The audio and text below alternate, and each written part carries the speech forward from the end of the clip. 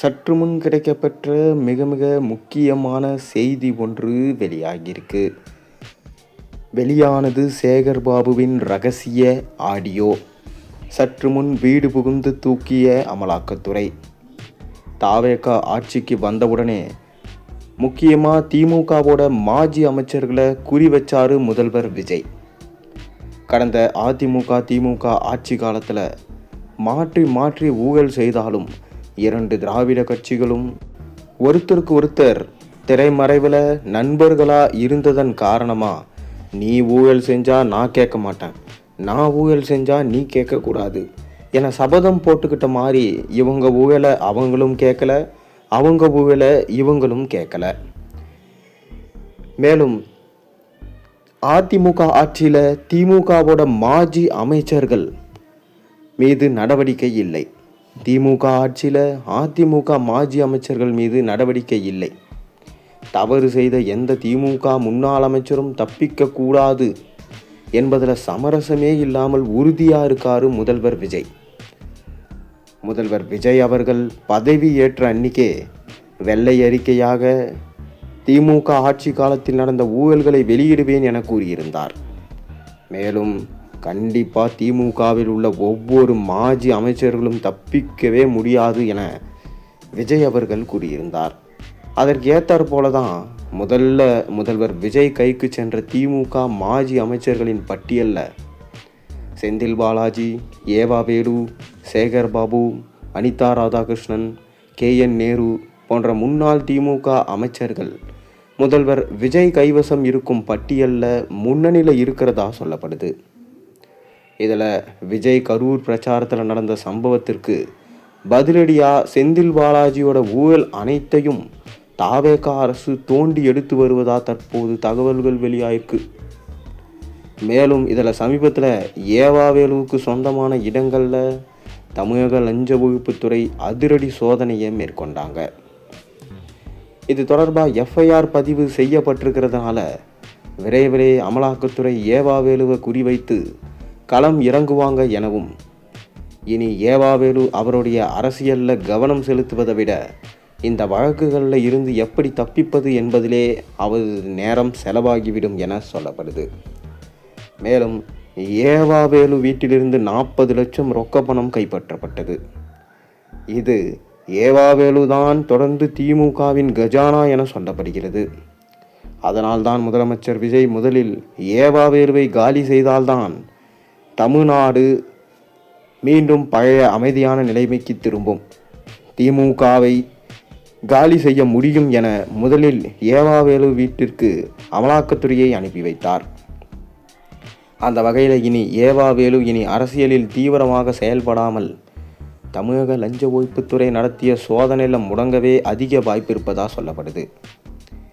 இந்த நிலையில் ஏவாவேலுவுக்கு சொந்தமான இடங்களில் நடைபெற்ற லஞ்ச ஒழிப்புத்துறையின் அதிரடி சோதனையை தொடர்ந்து முன்னாள் திமுக அமைச்சர் சேகர் பாபுவை குறிவைத்து தமிழக லஞ்ச ஒழிப்புத்துறை சோதனை நடத்த தற்போது திட்டமிட்டிருக்கிறாங்க.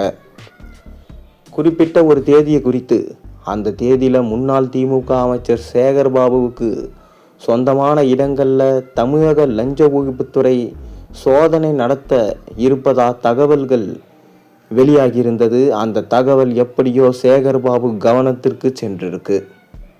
உடனே சேகர் பாபு முக்கிய ஆவணங்களை வேறு ஒரு இடத்திற்கு அவசரமாக மாற்றிவிட்டதா சொல்லப்படுது. இந்த தகவலும் இந்த விவகாரம் முதல்வர் விஜய் கவனத்திற்கும் சென்றிருக்கான். லஞ்ச ஒழிப்புத்துறை சோதனை மேற்கொள்ள வந்தா தன்னுடைய தொலைபேசியை கைப்பற்றி சோதனை செய்யக்கூடும் என தொலைபேசியில் இருந்த முக்கிய ஆதாரங்களை நீக்கிவிட்டார் சேகர் பாபு என்கின்ற தகவலும் முதல்வர் அலுவலகம் மூலமாக முதல்வர் விஜய் கவனத்திற்கு சென்றிருக்கு. மேலும் அந்த மொபைல் ஃபோனிலிருந்து அழிக்கப்பட்ட ரகசிய ஆடியோ எல்லாம் விஜய் கைவசம் தற்போது இருக்கிறதாம். சைபர் கிரைம் மூலமாக அவரது மொபைலிலிருந்து இந்த ரகசிய உரையாடல்களை விஜய் அவர்கள் எடுத்துவிட்டார் என செய்திகள் வெளிவந்திருக்கிறது.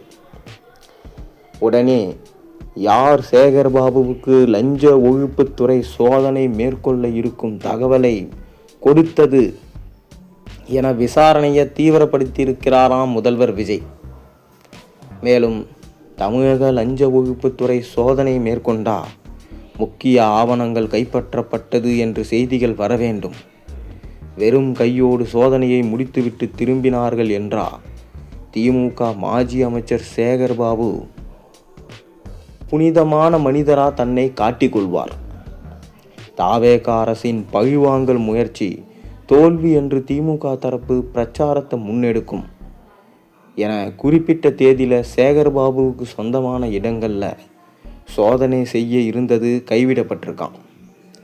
இந்நிலையில தான் தற்காலிகமாக சேகர்பாபுவுக்கு சொந்தமான இடங்களில் நடைபெற்ற இருந்த சோதனை நிறுத்தி வைக்கப்பட்டு இருக்கிறது என்றும், அடுத்து தகவல் கசியாமல் முக்கிய ஃபைல்கள் மாற்றப்பட்டு பாதுகாப்பாக வைக்கப்பட்டு அந்த இடங்களை கண்டறியப்படாத விதமாக வைக்கப்பட்டிருக்கான்.